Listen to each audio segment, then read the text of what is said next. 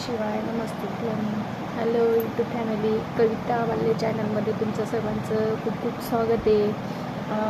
Video बनवण्याचं कारण हेच की मी नवीन आहे, तर तुमच्याशी गप्पा माराव्यात, तुमच्याशी नातं जोडावं म्हणून मी व्हिडिओ बनवते. म्हणजे अजून नवीनच आहे, तर शिकते खूप काही गोष्टी. तर मला सपोर्ट करा, तुमच्यासोबतची खूप गरज आहे. आणि एक गोष्ट म्हणजे बोलायची होती. मी काल एक SMS वाचला, म्हणजे लेडीज विषयच होता. तर मला म्हणजे वाटलं थोडंसं. तर त्याच्यात लिहिलेलं होतं की घरात जर लेडीजचा आवाज वाढला तर तिचं बाहेर अपील असतं. मला ते SMS बघून हसू झालं. अरे की काय लोक विचार करतात असं ना. तर मला एकच सांगायचं आहे, ज्याने कोणी तो SMS टाकला असेल, दादा तसं काही नसतं.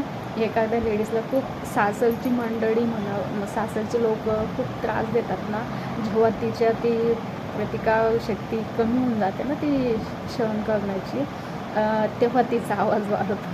कारण लेडीजची पण काहीतरी मान मर्यादा असते काही गोष्टी सहन करण्याचा. म्हणून तिला कुठेतरी वाटते की आपल्यावर खूप अन्याय होतो आहे, तर हा अन्याय आपणच स्वतः थांबायला पाहिजे. कारण लेडीजच्या मागे कोणी नसतं. लग्न झालं म्हणजे बघा, असं म्हणजे आईवडिलांचंही असं की नको मुलीचा संसार खराब व्हावा, त्याच्यामुळे आईवडील पण नाही पडत, भाऊ पण नाही पडत, कोणी नाही पडत. म्हणून मग ते लेडीजचं जे असते की नाही, आपल्यासाठी काहीतरी करावं लागतं, आपल्यासाठीच आपल्यावर जो अन्याय होतो आहे हा कुठं तर थांबायला पाहिजे. म्हणून लेडीज आवाज उठवते, बाकी काही नाही. बाकी तसं काही नसतं.